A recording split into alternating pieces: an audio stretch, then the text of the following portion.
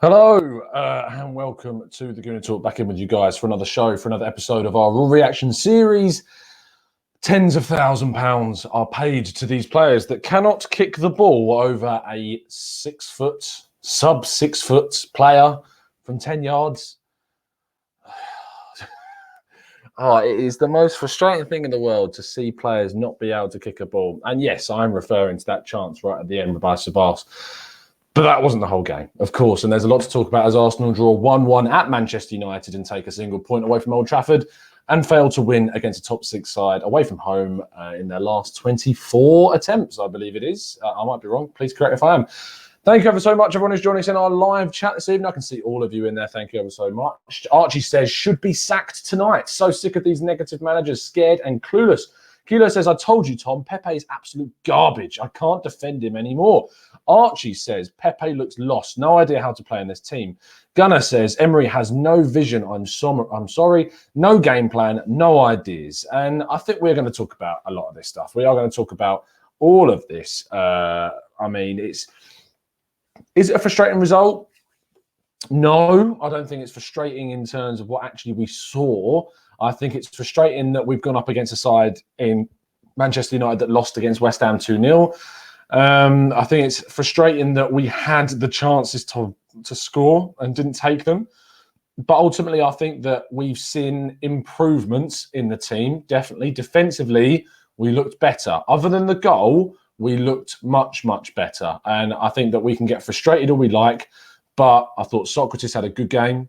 I thought that David Luiz had a solid game. I thought Kolasinac, besides the goal, and there was a moment in the second half where Rashford got in behind, or it might have been Pereira. Those two moments, I thought defensively he'd improved. And obviously, I'm not now saying that we're amazing defensively. We're still pretty bad. I'm just basically pointing out that we have improved in that area in this game, and we saw that. Let's get down to talking about the player that all of you are saying. We absolutely suck at set pieces. Darius says, Pepe poor today. Tyrone says, Tom, it's frustrating in every department. Why are we not winning these games, FFS, says Darius. We've got more. Pepe is worrying, says Dean. Athos says, Pepe still needs time. Now, let's talk about Pepe. Starts the game and he looked...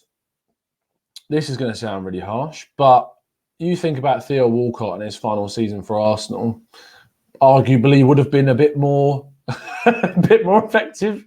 That might be really harsh, but he was that poor, I thought. And I'm not going to be one to beat around the bush here. People have said to me week on week on week that we need to turn around and say that he needs time. We can't be worried about this. The kid's had 2 months. 2 months. We're in October tomorrow. And that is long enough for you to settle into this team. I know there's been a bit of catastrophe and unpredictability about our lineups. Lacazette getting injured is big, not having Bella in to back him up on that right-hand side. But you pay £72 million in instalments. It doesn't matter. You've paid £72 million. You're committed to paying that fee. You expect more from a player when he's providing that much. It was poor passing. It was a poor touch. His shooting was off. Even his take-ons weren't great. His decision-making, his lack of commitment, the way he was just out of position in several areas went very, very deep because he was basically desperately trying to get hold of the ball. He needs a performance against a lower opposition side, either at home or in the Europa League, and he needs it now. You cannot bench him against Standard Liège. You need to play him. You need to get him those minutes and get that confidence up. It is necessary and adamant and I am adamant that we need that to happen. Am I writing Pepe off at this stage? No, I'm not naive. I'm not going to write this guy who had a fantastic season for Lille last season, who's done well in other areas of the pitch for his country. You cannot write off Pepe at this stage. You can say that he was poor, and you would be right to say he's been poor because he has been. But can you write him off now? No. Now, the bright side of this is the guy on the opposite flank. Bukayo Saka, once again, was absolutely fantastic, was confident, took players on and won the ball, had an opportunity to score and only ever so slightly was unfortunate to see, I believe it was Lindelof, get a deflection just over De Gea's goal. Otherwise, in my opinion, that was going in. De Gea wouldn't have got near that. And I think that he had a really, really bright performance and is easily the second choice in the front three behind Aubameyang, obviously with Lacazette out. he's ahead of Pepe in this moment for me. He is performing better than Pepe, and he gets in the lineup ahead of Pepe. Emery made a good decision. Rarely we see substitutions by Emery made with a good decision, but he made a good decision by taking Pepe off and bringing Nelson on. If he'd have taken Saka off in that moment, I think people would have been absolutely fuming. People did fume when he took Saka off for Joe Willock, but actually Joe Willock came on and again was very positive. And that leads to me into one thing that Emery did get wrong in this game, in my opinion. And that, once again, was the midfield lineup and the decision against a top six side to play incredibly passively. We're coming up against a Manchester United side that were playing Tuanzebe, who, as far as I'm aware, is more naturally a right back. Ashley Young, who's played the most of his last few years at left back, even though he is right-footed, and he's obviously getting on a bit now, against a back line that included a Harry Maguire that played very well, and Lindelof, who I think was there. I didn't really notice him too much in that game, and a lot of Man United fans I know would rather he wasn't in the starting lineup and they had someone better. And for me, when you're coming up against a side like that, who are starting McTominay, who, yes, I thought played quite well, but they're not the Man United that we need to be scared of years ago. They don't have the players in those positions anymore that would do us damage. And we played so passively. We didn't take the game to them enough. We were in 24% or 26% of possession in the first 10 minutes. That is not acceptable. You need to be playing with more. I mean, what was the word he used? You need to be more of a protagonist in these games. And we wasn't a protagonist in this game. We were trying to hit them on the break. And yes, you're away from home against a big six side. But against a side like Manchester United, they're not a big six side this season because Leicester are better than them. You can see that West Ham are better than them. You can see that other teams in the league that you wouldn't necessarily think would be up there are playing better than Manchester United, teams that we should be beating as well. And that would be a really frustrating way to look at the game. In terms of how pre-match, you would have said that we should have won this game. We should have. On paper, we have the better front line. We're performing better. Even our midfield is supposed to be better when we play it properly. And when I was talking to Mark Goldbridge in the Eyes of the Opposition show before we did this and before this game on I believe it was Friday or Saturday, he said that midfield we are ahead of them in the midfield. Pogba isn't performing. McTominay is here and there, and then you've got that third choice, and it's really odd to look at the Manchester United midfield these days, and it's pieced together. I mean, they had so many. I think there was 6 players that have come through their ranks, which looks great for them, but that's not the Man United of old. That's certainly not the Man United that we've been come to know against playing when they sign these big players. They've got world-class players in almost every position. This is a Man United team that is beatable. It really, really is, and we didn't do that. Now, on the positive side, we're looking at a team in which did dominate us in the first half. We came out better in the second, and ultimately, I think that we can be positive about taking a point. Not losing this game, and I cannot understate this enough, would have been horrific for our chances this season. Dropping points and going, I believe, level with them, because I think there were 3 behind us before this game, would be absolutely awful for this position at this time. I mean, let's have a quick look at the table to see how this affects us, because we know that Spurs won. We know that other teams around us won. We know that Leicester won very comfortably. We are still 4th at this moment in time after 7 games, which is positive. But you look at Liverpool, you don't even think about Liverpool. Man City are currently 4 points ahead of us on 16. Leicester City 2 points ahead of us on 14. We're then 4th on 12. West Ham are level with us on 12. Spurs behind us by 1 point. Again, another big reason why getting this point was big. Chelsea, again, 1 point behind us. Bournemouth, Palace. And then Man United are 10th on 9 points. And same with Burnley. 1 point in front of Sheffield United. This is not the position that we need to be in. We should have picked up points in games elsewhere. We should be ahead of this right now, and we're not. Let's see what some more of you guys are saying, because it's important that we get your thoughts. Lock-on says, so you're telling me Emery sees Torreira as a better 10 than Ceballos or Willock? I don't think he played in number 10 today. I think we played with a midfield 3 with Xhaka sort of deepest and sort of going in between with Guendouzi, and then Torreira in front of them. I wouldn't say that's as a number 10. He was definitely as a centre midfielder. It wasn't as an attacking player. The idea behind playing Torreira in that role is that he wins the ball further up the pitch. And that's effective at times. And he did win it up the pitch on a couple of occasions. But ultimately, I thought Torreira was fairly poor. He doesn't close down anywhere near with the amount of tenacity that he did when he joined last season. Maybe that's down to mentality. Maybe that's down to the fact that he's been out of the team and He's not got the same drive that he used to. I'm really, really not sure on that. VidCon also says that management is very different now than before. Fergie had mid-table United team and had long time to build the team. Can new manager have that time now? No, they can't. And we obviously can see with the reaction to Emery that managers are not going to be afforded this time either. Lucas James says that's a very naive and toothless performance. Arsenal played, scored, and with the handbrake on for 75 minutes against the worst United side I've seen. I can't disagree too much with that. Philip says, Tom, regardless of the results, if the performance doesn't improve, I'd replace Emery by Christmas. Okay, let's talk about Emery and where we go ahead with this. I think that a lot is going to need to happen between now and Christmas for Emery to get sacked. I just don't think I see our board and our higher up officials making that decision midway through a season. They're a structure now that likes further planning. They're a structure that likes stability. They're a structure that likes to see us progress. I think that we've seen that, and that's great. But I think that they wouldn't want to upset this too much right now. And I'm not saying that I agree with that at all. I'm saying that I would personally, if the results continue to decline, I would definitely move Emery on, and I'll be looking at someone like Max Allegri, because I thought when we signed Emery, I was like, okay. I mean, if you look at my tweets when we actually announced it, or just before we announced it, I was tweeting how I wasn't happy about Emery being the guy. And that was down to because I thought he was a very passive manager, and I like Arsenal to be free-flowing, and I like him to be, well, what we used to see under Arsene Wenger in his prime. That's what I like to see. And then it's obviously a very, very different side of things where Max Allegri is available, could come in. He isn't going to provide us with free-flowing style, but in my opinion, he would improve us defensively. He would shift out the players that he doesn't want. He wouldn't allow this lack of accountability and lack of responsibility to continue. And that's why I would be in favour of that. I used to be dead set against someone like Diego Simeone coming in because I just thought he was too erratic, too industrial for this side. But Arsenal are in desperate need of someone to come in, take this team by the scruff of the neck and make strong decisions.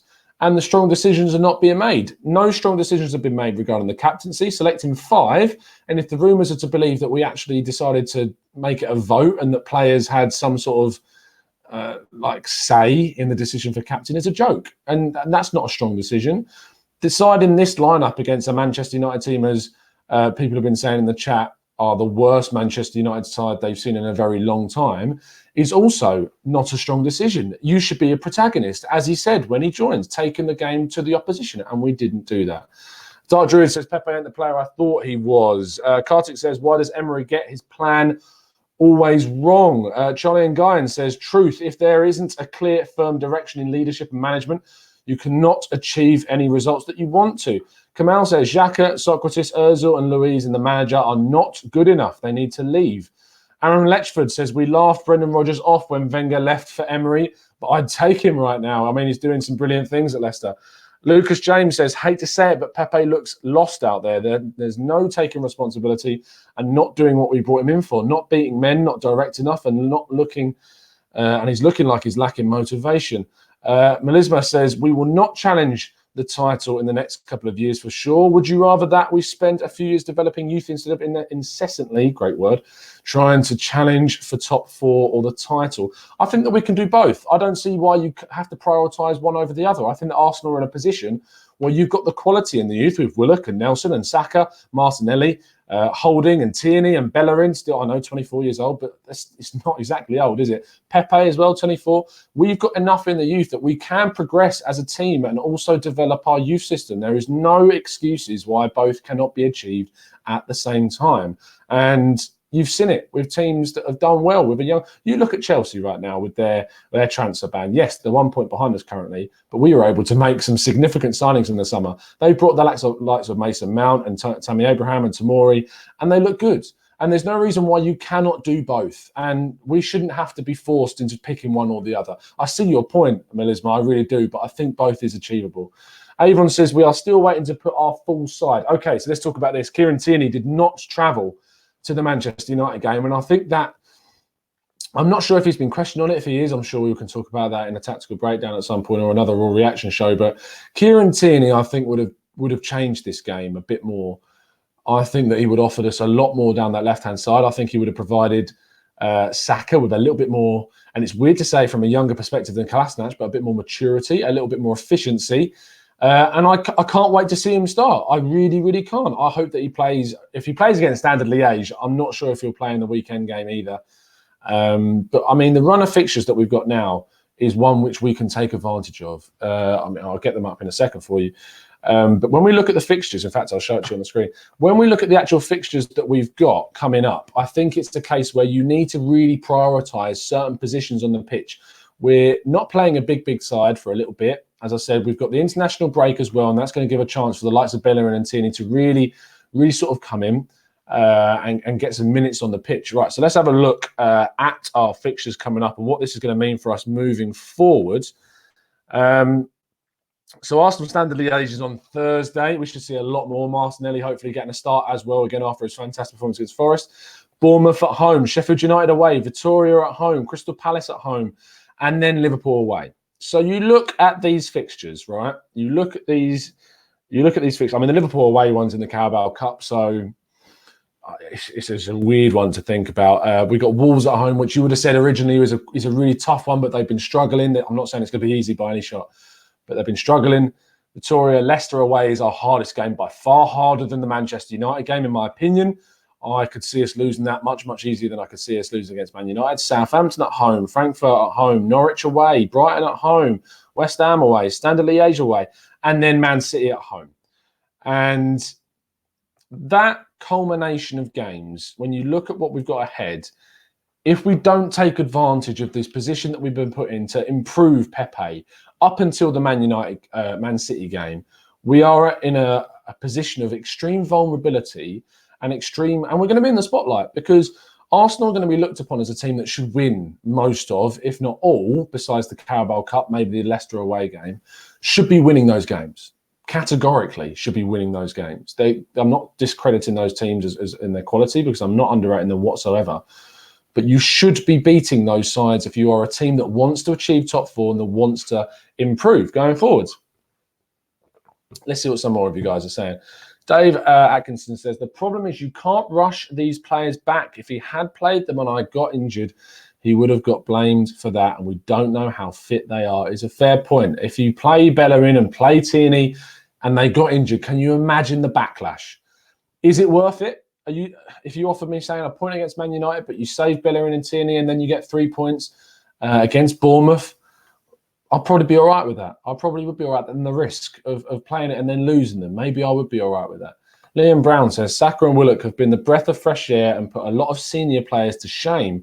They know what it means to be the Arsenal. And I think that these young players really taking hold of their opportunity is something that Arsenal have longed for a very, very, very long time. We've had youngsters in this team. We've had youngsters at this club that haven't ever really grasped that opportunity. Even the likes of Alex Iwobi, who has ultimately left for a decent amount of money, but you can never, whilst I liked him and I was sad to see him go, I never thought he really grabbed his chance. He sort of saw a route into the first team and it was kind of comfortable and he never really progressed too much. But you look at Saka and you look at Nelson and you look at even Martinelli in the glimpses that we've seen of him, and I can see genuine desire and commitment to improve. And it's brilliant put by Liam there. He's putting some of those senior players to shame. And I think that's a really, really important point. Ashwin says, I still can't understand how Xhaka is captain. Did you see that free kick in the first half? He put set pieces that were poor all night. I think that when you look at Granit Xhaka in this game, right, let's cover the goal, okay? So the goal, I'm confused because a lot of people are saying that Granit Xhaka ducked, right? And now I can see why you might think that he ducked. I can completely see that because he lowers his head. But he is a victim in that moment of the slow motion. And in that moment, I think he is trying to predict where the ball is going to go. And I genuinely think that if Xhaka is not the type to pull out of challenges, and ultimately get fouls, he's not the type to pull any punches. We know that. If there's one thing about Granit Xhaka that we know is that he does get stuck in and he goes too far with that. And I don't think he's the type of guy to duck in that situation. I think he was trying to trying to anticipate where the ball was going, and it really looks like he ducked. If he did duck, then I'll hold my hands up. But I genuinely think that that's a bit of a far stretch one. But that is the only thing I can really say about him. I thought he had some decent passes in the game, but again, he made stupid decisions. On the goal that we conceded, I don't know who it is he pulls down in the middle, but he's in the middle of he's in the middle, and he pulls down a player, whereas we're going backwards for no reason. He just pulls him down. And imagine that ball comes into the middle, and that player that was with Xhaka could get to that ball first. I mean, you could say that's a goal-scoring opportunity. I mean, there's no reason why you couldn't say that's a goal-scoring opportunity. If a ball's going to come across the box and it's one-on-one, that Man United player has as much of a right to go for that ball as Xhaka does. And I just think that it's just stupid. It's not setting the right decision. And as Ashford says there, I can't understand how Xhaka is captain. I was frustrated, and I put the tweet out, and it was a very level-headed tweet to say that, am I happy with the decision? No. Am I going to support the decision any less? No, because I'm an Arsenal fan and I support every player on that pitch 100% while they're on the field. But that doesn't set aside the fact that I'm not going to criticise them when they deserve it. And for me, Xhaka was an issue again, and it's an issue that he's making those mistakes and paying for it. Let's look at another positive.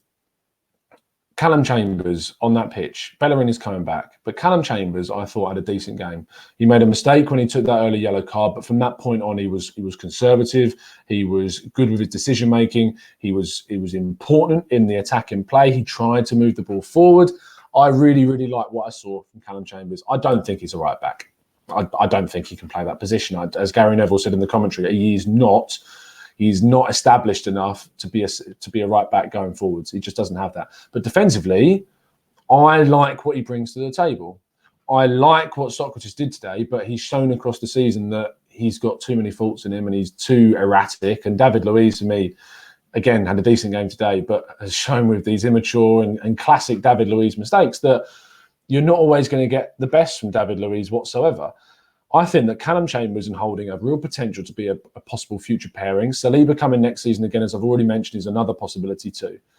And to see that with Tierney and Bellerin, I'm excited to see that back four. And if that means that Sokratis and David Luiz are moved on eventually, so be it. So be it. I saw an interesting comment about Aubameyang. Kartik says, how good Alba has been this season. Absolute cream. I do not know where we would be without Pierre-Emerick Aubameyang. And it's funny because even at the wrong side of 30 now, he's still improving. You look at the games that he played away from home when he first joined. He was isolated. He was on his own. He didn't really get back. He didn't really put the 100% drive and chasing down those balls that we saw today. He was in there. And ultimately, when the chance fell to him, he took it. And he took it with such aplomb and such clinical ruthlessness that it goes to show that whilst the rest of the team can dawdle and dither and make some silly decisions, I know it's harsh on some of those players on that pitch that played really well, like Saka, for instance. But he is an example, and he is the person who should have been chosen as captain easily. Easily, him or Lacazette are captain material from a frontline perspective more than anyone since. And I don't think Thierry Henry was a leader. I don't think he was. He was a world-class, amazing footballer. But we were in a situation that time where he wasn't the one to really drag us forward. When he was made captain, there was always those links that he was going to leave. But Aubameyang, in the later stage of his career at Arsenal, knowing that he could retire at this team, he clearly loves the club. He clearly has a lot of respect for it. He clearly really wants to be here and drag this team forwards. And you can see that, and that's why he should have been captain. And today's performance was more evidence of that, for sure. V Rogue says, I wasn't sure about Chambers, but I thought he was very effective. Although he should have chosen the ball out that came back from McTominay. The defending on that goal was so lazy. It was so out of touch with what they needed to do. It was... When the ball went wide, I can't remember who it was who picked up slightly to the left before it went inside. It might have been Rashford. There's 5 players in the box that just fall asleep. Torreira stops, and then he realises and he panics, and he has to try and get to that pass, but he can't cut it out. And it falls to McTominay, and he's got so much space to make that choice. They react so late, and we saw it with crossing all the time. Crossing is just allowed, and it was so passive, and we're not on it. You look at the most successful teams across Europe. Like you look at the Barcelona team of Pep Guardiola. You look at the Liverpool team right now. Without the ball, they are a different animal to what we are. They close down the ball. They put teams under pressure. They force mistakes. And we just don't do that. We step off. We relax. We allow them to come onto us and let them make mistakes. So maybe we can hit them on the break. And it's so frustrating as an Arsenal fan to see a lack of being a protagonist. Again, it comes back with that. And it's going to grate on me the whole time I'm an Arsenal fan that Emery said that, because it just isn't happening. Darley says, problem we have with Emery is that his team selection in the EPL is awful and his selection in Europa is always spot on.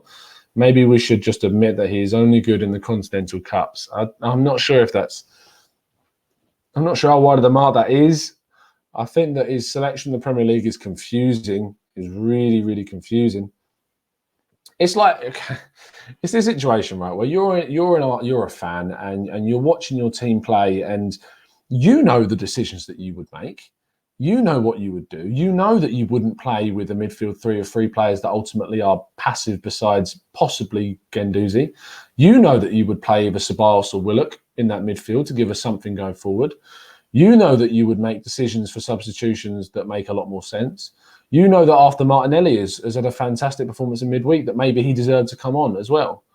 You know that if you are seconds away from half-time, you've got a corner in the opposition half, you are screaming at your team to not commit too far forward, because if they hit us on the break and score before half-time, it is so mentally damaging that it could cost you an entire game. And that we've lacked that maturity for so long, just for someone to shout at this team and say, hold on a sec, guys, what are we doing? Why are we going all the way up the other end of the pitch and committing so many men forwards for a corner when we're seconds from half-time? If this goes wrong, the impact on the team compared to any other time during the first half is hugely detrimental to our impact in the second half. And we just don't learn.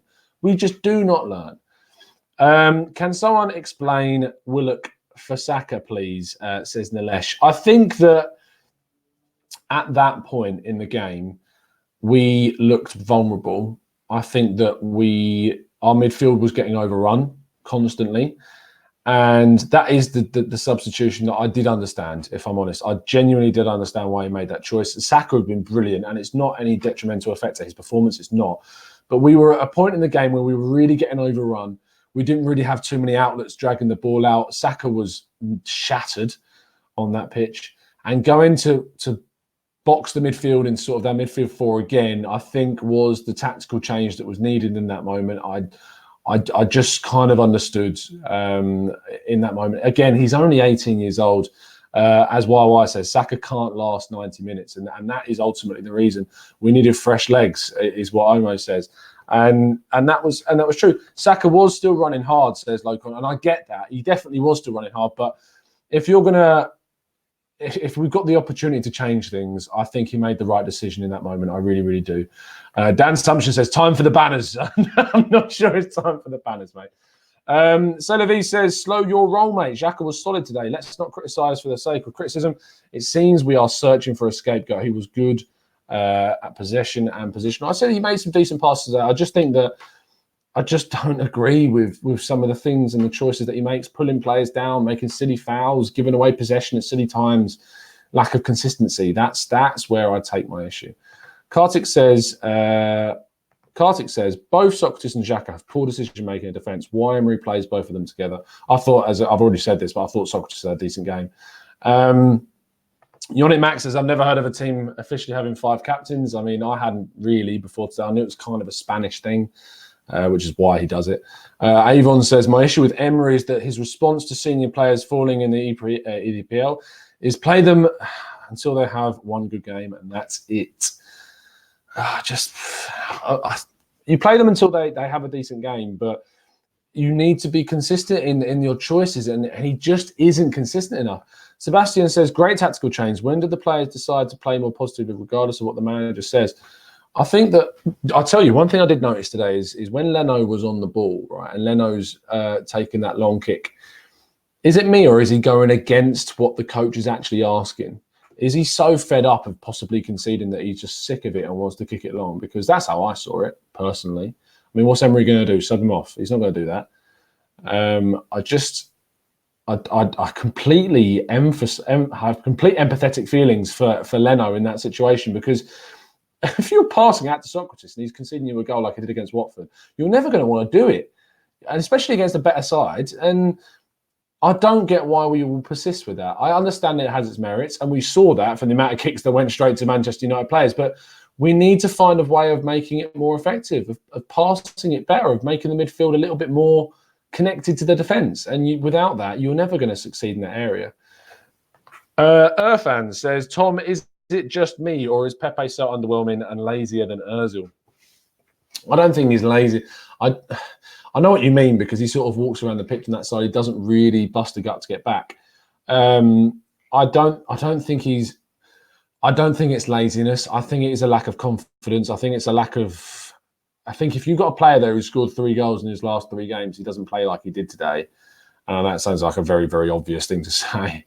But I think that you've got a player there that is clearly suffering from a lack of confidence, a lack of seeing his own fortunes. I think pressure from a price tag and an overwhelming pressure of expectation. And I think that's definitely affecting him.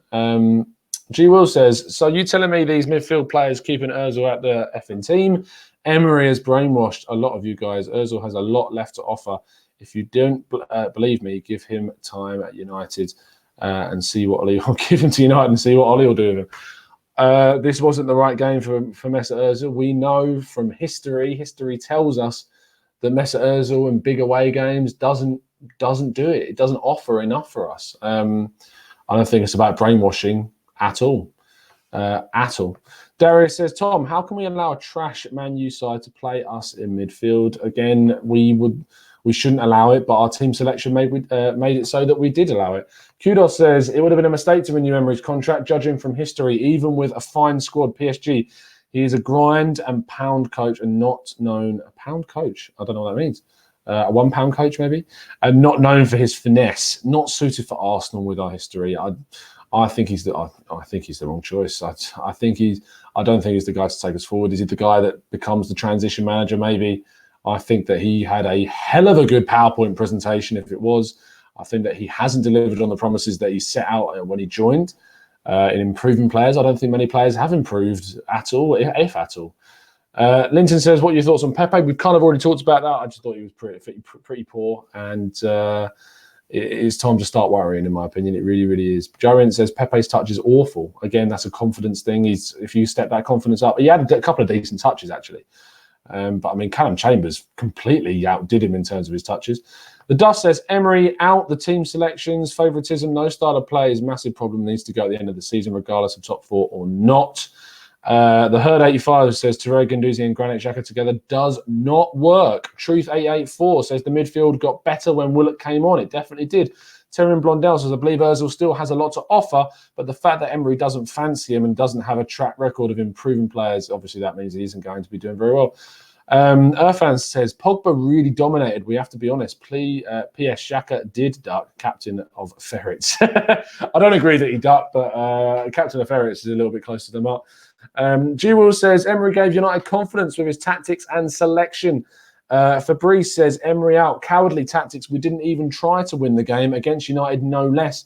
They are not City or Liverpool away, and the manager needs to go. Fikri says that Guendouzi is the best midfielder that we have. I agree. He definitely is. He has been a different level, and without him, I think we would have not been anywhere near where we are this season. Ravi says physicality versus Arsenal always works still. Man says 1-1 at Old Trafford is not a bad result, and we did say that at the beginning. I said after that performance, I am happy with a 1-1 score. Raf says we defend worse than a Wenger side, and we do not attack as well. Where is the progression? It simply is not there, Raf. I have to agree with you. Reza says Emery is responsible for the worst defensive collapse in footballing history. I wouldn't go that far. But I think that we've seen a decline defensively, and I don't think we've seen an improvement offensively, and that is damning. Really, really, really damning. Captain Fantastic to himself out of the way. It's really frustrating times at Arsenal. It's really frustrating, and I don't think things are going to change too quickly. We're going to finish things there. If you've enjoyed the show, please give it a like. I really appreciate there are 500 of you that have tuned in today to react and get your thoughts and feelings out there. I think that it's one of those where, yes, we can be frustrated at the side we came up against, but I think they raised their game, ultimately, Man United. I think that we've come up against a side that dominated us because, ultimately, of Emery's team selection, and that was a big mistake that we made going into the game.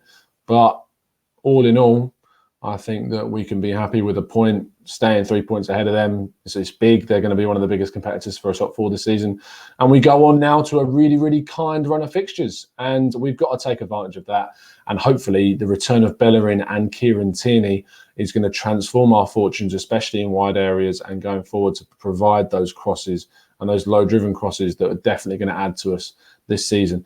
Please, as I said already, give the show a like. If you're new around here and you want to get involved more regularly with these shows and get your thoughts live and shown on the show and get some thoughts across and get your voices heard, most importantly, then please do. If you're watching on playback, thank you for tuning in, of course. And leave a comment in the description about your thoughts on the game, my thoughts as well. Always try to read through as many of your comments as feasibly possible and respond to some of them as well.